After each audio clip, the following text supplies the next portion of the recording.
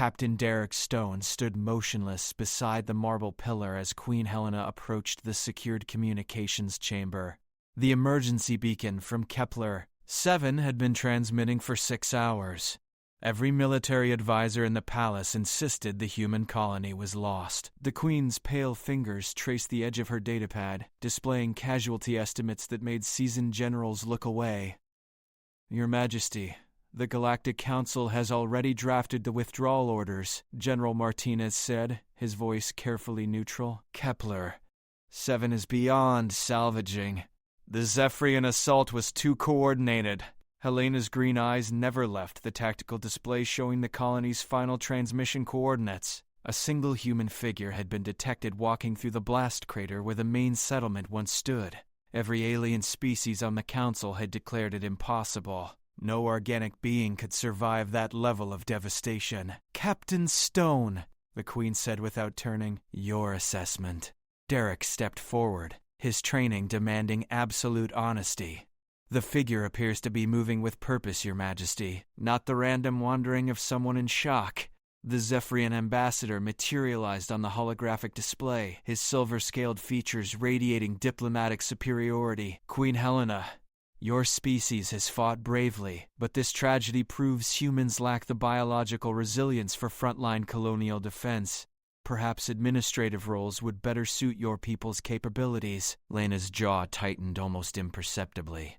Derek caught the micro-expression because he had spent 3 years learning to read the subtle signs that preceded her most dangerous decisions. The Queen never raised her voice.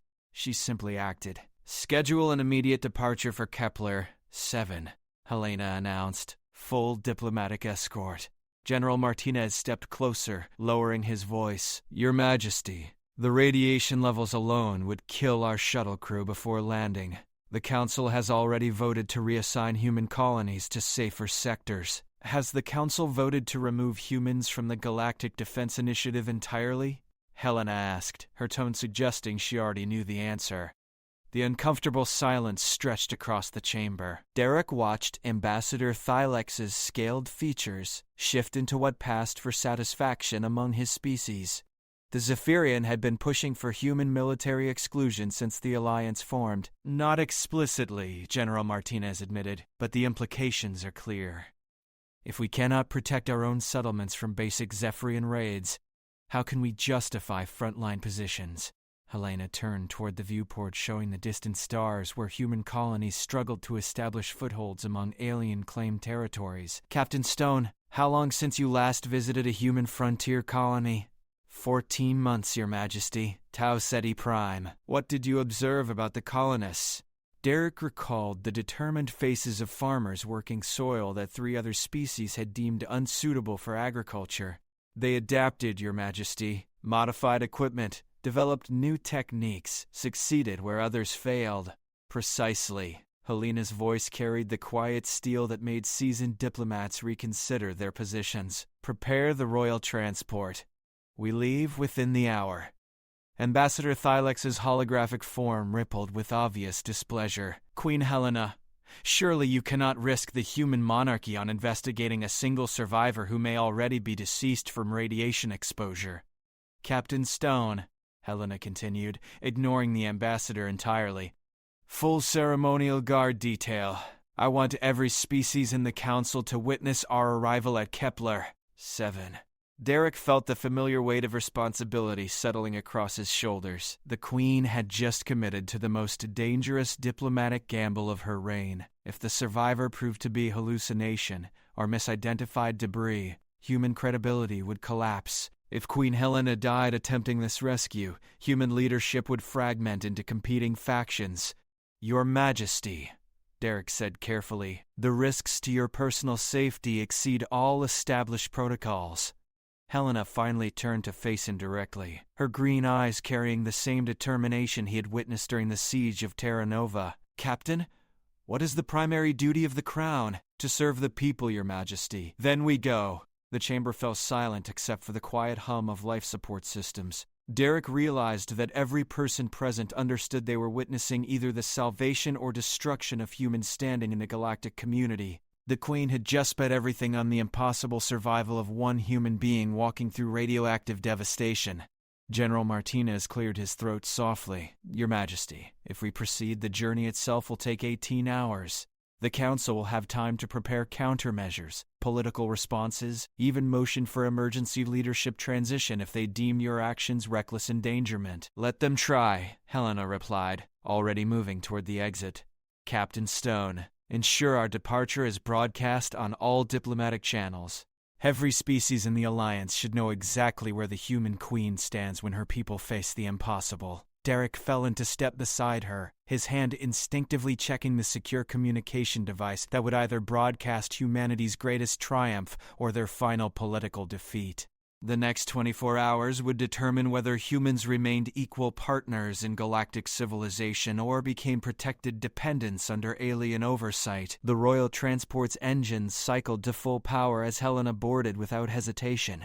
Derek watched her settle into the command chair with the same calm focus she brought to every crisis. She was about to risk her life, her throne, and her species' future on the survival instincts of one unknown human colonist walking through a radioactive wasteland. The transport lifted away from the palace, carrying the hopes and fears of every human world toward an impossible rescue mission. Derek checked his chronometer as the Royal Transport entered hyperspace. 17 hours until they reached Kepler. 7. Ambassador Thylex had spent the first 3 hours of their journey sending encrypted messages to the Galactic Council, undoubtedly building support for human military exclusion based on Queen Helena's reckless endangerment of diplomatic stability. Captain, Helena said from her position at the tactical display. Update on our mystery survivor? Still moving, Your Majesty. The figure has covered approximately 12 kilometers since our departure. Consistent pace, straight-line navigation toward what appears to be secondary settlement coordinates. Dr. Lisa Park, the royal physician, looked up from her medical scanner readings. Your Majesty, the radiation signatures from Kepler 7 should have rendered any unprotected human unconscious within minutes of the bombardment. The levels we're detecting exceed anything our species has previously survived. Helena traced the survivor's path on the holographic display. What secondary settlements existed at coordinates 147.3 by 82.7? Mining operation, reported Lieutenant Commander Hayes from the communications station. Titanium extraction facility. Population of 400 before the attack. The transport shuddered slightly as they passed through a gravitic distortion field. Derek watched the Queen's posture remain perfectly steady, her breathing controlled despite the magnitude of what they were attempting. Every naval academy in the galaxy would study this mission as either brilliant leadership or catastrophic failure. Your Majesty, Dr. Park continued, I must formally advise that approaching the planet's surface poses extreme risk to your health. Even with full environmental suits, extended exposure could cause permanent cellular damage. Noted, Doctor, Helena replied without shifting her gaze from the tactical display. How long would a standard human survive in that radiation environment without protection? 6 to 8 minutes maximum. Our survivor has been walking for nearly 20 hours. The implications settled across the bridge like a physical weight. Derek watched the crew exchange glances that carried questions none of them could answer. Either their instruments were malfunctioning, or something unprecedented was occurring on Kepler. 7. Ambassador Thylex's scaled features filled the communication screen as his priority transmission activated. Queen Helena, the Galactic Defense Council has voted to classify your current mission as unilateral military action. Return immediately, or face suspension from all joint operations. Ambassador, inform the Council that the human crown recognizes no authority over rescue operations involving our own citizens. Your Majesty, you are jeopardizing decades of diplomatic progress for one individual whose statistics suggest cannot possibly be alive. Derek stepped forward, his hand moving to the communication controls. Helena raised one finger slightly, a signal he recognized as her desire to handle the situation personally. Ambassador, the Queen continued, how many Zephyrian colonies have humans threatened to exclude from galactic protection based on survival capabilities? Thylex's silver-scaled neck rippled with obvious irritation. That comparison is irrelevant. Zephyrians have never demonstrated such reckless disregard for basic safety protocols. Have Zephyrians ever walked 20 hours through lethal radiation to reach an unknown destination? The silence that followed carried diplomatic weight Derek felt in his chest. Helena had just shifted the conversation from human recklessness to human capability. Every species monitoring the transmission would be forced to consider what kind of determination could drive someone through an environment that should have killed them instantly. "Captain Stone," Helena said, turning away from the ambassador's increasingly agitated holographic form. "Estimated arrival time, 14 hours, Your Majesty. Maintain course." The transmission ended with Ambassador Thylex's scaled features contorting into an expression Derek had learned to recognize as barely controlled fury. The Zephyrian had expected Helena to defer to council pressure. Instead, she had essentially declared human independence from alien oversight of human survival situations. Dr. Park approached the Queen's station, her medical scanner displaying data that defied explanation. "Your Majesty, long-range biological sensors are detecting elevated metabolic activity in our survivor, not the deterioration pattern associated with radiation exposure." Meaning? Whatever is keeping that person alive appears to be making them stronger, not weaker. Derek felt the familiar chill that preceded his most difficult protective scenarios. The Queen had committed to rescuing someone who might no longer be entirely human. Every protocol in royal security demanded immediate course reversal. Every instinct Helena possessed as a leader demanded they continue forward into unknown territory. "Your Majesty," Derek said carefully, "if our survivor has undergone some form of biological modification, either voluntary or involuntary, the political implications could exceed even our current situation." Helena's green eyes reflected the tactical display's shifting light patterns as she considered possibilities that could reshape humanity's galactic standing. "Captain, in your assessment, would discovering that humans can survive conditions other species consider lethal strengthen or weaken our position in the Alliance?" Derek realized she was asking him to evaluate the difference between rescue mission and proof of concept, assuming we can verify the circumstances and demonstrate reproducibility. "Then we proceed." The royal transport continued toward Kepler 7, carrying the weight of species-level political consequences and one queen determined to prove that humans belonged wherever survival demanded the impossible. Derek began composing contingency protocols for scenarios he hoped they would never encounter. The proximity alarm chimed softly as Kepler 7 appeared on their forward displays. Derek had seen worlds devastated by orbital bombardment before, but nothing compared to the systematic destruction spread across the colony's main continent. Massive craters marked where the Zephyrian assault had targeted infrastructure, transportation, and population centers with surgical precision. "Your Majesty," Lieutenant Commander Hayes announced, "our survivor has reached the mining facility coordinates. Biological sensors are detecting movement inside the main structure." Helena moved to the observation deck, her environmental suit already secured around her shoulders in preparation for planetary approach. "Captain Stone, assessment of landing zone safety?" Derek studied the radiation readings that painted most of the continent in dangerous reds and oranges. "Surface exposure time must be minimized, Your Majesty. Even with full protective gear, we can only maintain safe operations for approximately 30 minutes. Matter. Sufficient for initial contact." Dr. Park joined them at the observation windows, her medical equipment humming with constant atmospheric analysis. "Your Majesty, the radiation signature around the mining facility shows unusual patterns. The levels appear to be decreasing rather than following normal decay schedules." The transport settled into a carefully calculated orbit that kept them outside the worst radiation zones while maintaining tactical sensor contact with their target. Derek watched Helena study the scarred landscape with the same focused attention she brought to diplomatic negotiations that determined the fate of worlds. "Captain," she said, "prepare a landing team of 3, myself, you, and Dr. Park. Minimal equipment, maximum mobility. Your Majesty, protocols require a full security detail for any planetary landing in hostile territory."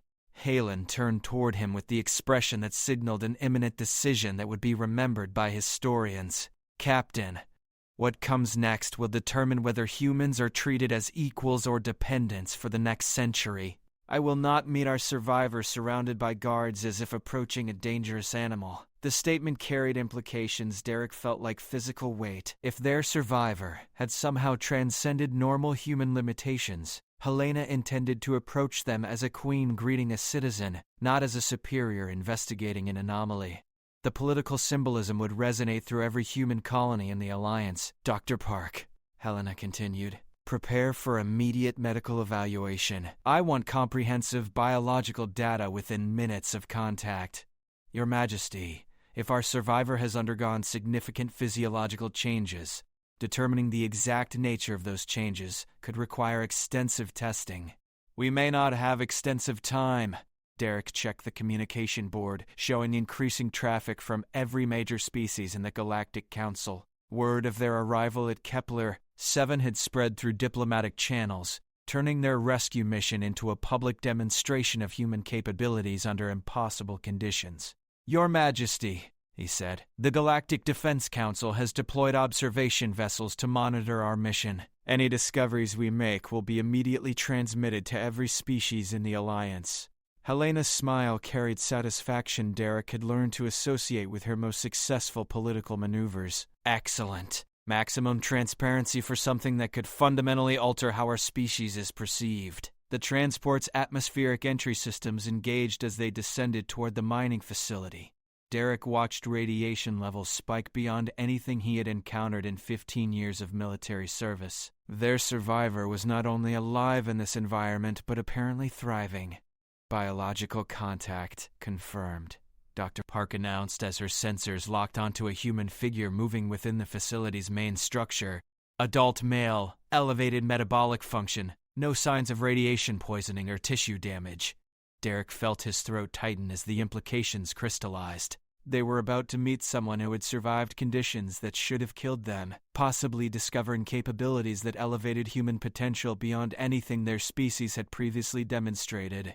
Landing in 60 seconds, Hayes announced from the pilot station. Helena checked her environmental suit's seal with practiced efficiency. Captain Stone, Dr. Devlin Park, remember that what we learn in the next hour could determine humanity's place in galactic civilization. Proceed accordingly. The transport touched down on scorched Earth that registered radiation levels sufficient to sterilize most known life forms. Derek activated his personal shield generator and double-checked the medical emergency protocols that could mean the difference between diplomatic triumph and royal catastrophe. Helena walked toward the facility entrance with the confident stride Derek had witnessed during her most dangerous diplomatic missions. Behind them, observation vessels from 5 different species maintained communication links to their respective governments. The entire galactic community was about to witness whether humans could adapt to survive the impossible. Derek's motion sensors detected their survivor approaching from inside the facility. In 30 seconds they would discover whether Queen Helena had risked everything to rescue a human hero, or something far more complicated.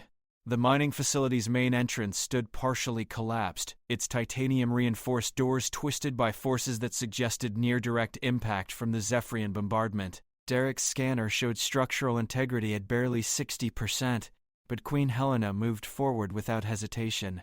Behind them, the transport's engines maintained minimum power for immediate departure if circumstances demanded rapid evacuation. Movement confirmed 30 meters ahead, Dr. Park reported, her medical sensors painting detailed biological profiles on her portable display. Subject is approaching our position at normal human walking speed. Derek positioned himself slightly ahead of the Queen, his protective instincts demanding optimal positioning regardless of the diplomatic implications. Your Majesty, environmental readings indicate the subject has been exposed to radiation levels that should have caused immediate cellular breakdown. Helena stopped 3 meters from the facility's main corridor, removing her environmental helmet despite Dr. Park's immediate gesture of medical concern. If someone has survived 20 hours in this environment, they've earned the respect of meeting their queen without barriers between us. The footsteps approaching through the damaged corridor carried steady rhythm that suggested neither injury nor disorientation. Derek's tactical training recognized the purposeful gait of someone moving with clear objectives rather than random survival wandering. A figure emerged from the facility's shadows, and Derek immediately understood why every species in the Galactic Alliance would be forced to reconsider human biological potential. The man appeared to be in his 30s, wearing standard colonist work clothing that showed scorch marks but no radiation damage. His skin carried a faint luminescent quality that suggested cellular adaptation rather than deterioration. "Your Majesty," the man said, his voice steady and respectful. "I'm Marcus Webb, Assistant Mining Supervisor for the Kepler-7 Titanium operation." Helena stepped forward, her diplomatic training maintaining perfect composure despite the unprecedented nature of their encounter. "Mr. Webb, you've been walking through lethal radiation for nearly a full day. How are you alive?" Marcus gestured toward the mining facility's deeper corridors, where Derek's sensors detected energy signatures that defied standard classification. "The initial bombardment triggered something in the titanium deposits, Your Majesty. The miners who were underground during the attack, we changed." Dr. Park's medical scanner emitted rapid calibration tones as it attempted to process biological readings that exceeded its programmed parameters. "Mr. Webb, may I conduct a preliminary medical evaluation?" "Of course, Doctor." Derek watched Dr. Park's expression shift from professional curiosity to amazement as her scanner displayed data that challenged fundamental assumptions about human physiology. "Your Majesty, Mr. Webb's cellular structure shows enhanced radiation resistance, improved metabolic efficiency, and accelerated healing capability." Helena processed the implications with the strategic thinking that had made her the youngest elected queen in human history. "Mr. Webb, how many others survived the bombardment?" 47 miners were underground during the attack, Your Majesty. All of us experienced similar adaptations. We've been working to rescue equipment and data that could be salvaged from the upper levels. The statement carried weight Derek felt in his chest. Helena had risked her throne to rescue one impossible survivor. Instead, they had discovered nearly 50 humans who had transcended normal biological limitations through circumstances that could potentially be understood and replicated. "Captain Stone," Helena said without shifting her gaze from Marcus. "Immediate secure transmission to the palace. Full documentation of Mr. Gregor Webb's biological status and testimony regarding the survival of 47 additional colonists." Derek activated his encrypted communication array, knowing that within minutes every major government in the Alliance would possess preliminary data about enhanced human survival capabilities. Helena had just transformed their rescue mission into a demonstration that humans belonged on the galactic frontier because they could adapt to survive conditions other species considered impossible. "Mr. Webb," Helena continued, "will you and your fellow survivors consent to comprehensive medical evaluation and documentation of your adaptations?" Marcus exchanged glances with figures emerging from deeper within the facility, and Derek realized they were meeting humanity's next evolutionary step. "Your Majesty, we've been hoping for exactly that opportunity. What happened to us could change everything." Helena turned toward the observation vessels maintaining orbital surveillance, her expression carrying the satisfaction of someone who had just won the most important political gamble of their career. "Captain Stone, prepare for extended surface operations. We're going to document everything." Derek felt the familiar weight of historic responsibility settling across his shoulders as he realized they were no longer conducting a rescue mission. They were witnessing the emergence of enhanced human capabilities that would fundamentally alter their species' role in galactic civilization. Queen Helena had risked everything to prove humans belonged on the front line, and discovered they might be uniquely suited to thrive where other species could only survive. The 47 enhanced survivors gathered in the facility's main chamber represented proof that humans could adapt to overcome conditions specifically designed to eliminate them. Derek began calculating the diplomatic ramifications as Dr. Park's medical scanners documented capabilities that would reshape military planning throughout the Alliance. Dr. Park's comprehensive medical evaluation revealed biological adaptations that challenged every assumption about human limitations. Enhanced cellular regeneration, radiation immunity, improved metabolic efficiency, and accelerated cognitive processing created a profile of human potential that exceeded anything previously documented by galactic medical science. "Mr. Webb," Helena said as she reviewed the preliminary data, "describe the exact circumstances of your transformation." Marcus gestured toward the facility's lower levels where Derek's sensors detected energy signatures unlike anything in standard geological surveys. The bombardment destabilized titanium deposits that contained trace amounts of an unknown crystalline structure. When the miners took shelter underground, exposure to the destabilized material triggered immediate cellular changes. Derek watched Helena process information that could reshape humanity's galactic standing. Mr. Webb, are these changes permanent? As far as we can determine, Your Majesty. Dr. Park's scans show our enhanced capabilities are stable and may continue developing. Helena moved toward the communication array Derek had established for recording their discoveries. Immediate transmission to the Galactic Defense Council. Full documentation of enhanced human capabilities resulting from environmental adaptation under extreme conditions. The transmission carried across space toward governments that had spent the last 6 hours debating human military exclusion based on perceived biological inadequacy. Derek realized Helena had just provided evidence that humans might represent the most adaptable species in the— Your Majesty, Dr. Park called from her mobile laboratory setup. The enhanced survivors show remarkable consistency in their adaptations. This suggests the transformation process could potentially be understood and replicated under controlled conditions.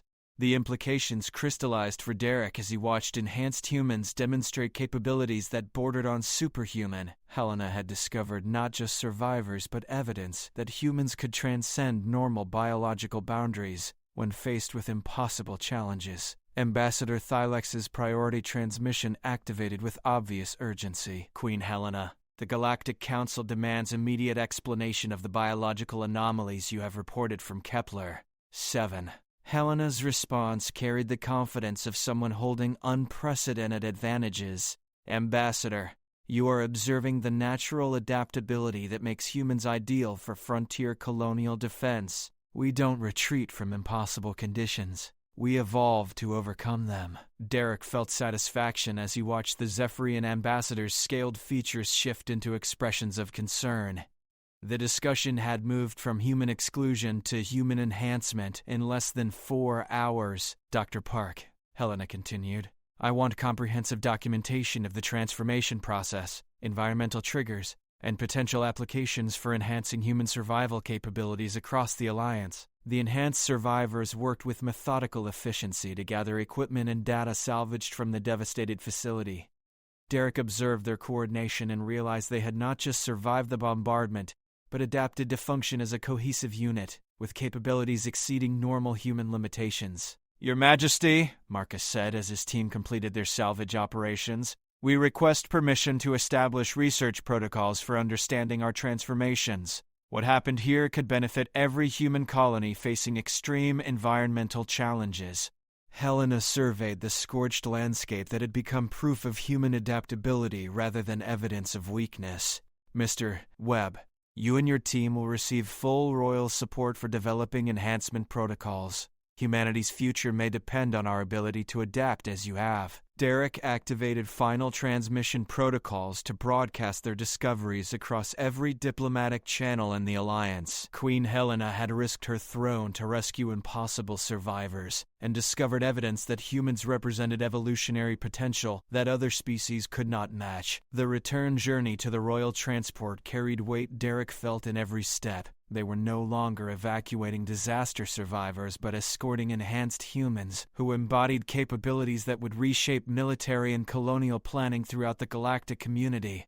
Helena's final transmission to the Galactic Defense Council summarized discoveries that transformed human standing in the Alliance, enhanced survival capabilities, adaptive evolution under extreme conditions, and demonstrated potential for transcending normal biological limitations, created a profile of human worth that exceeded anything their species had previously claimed.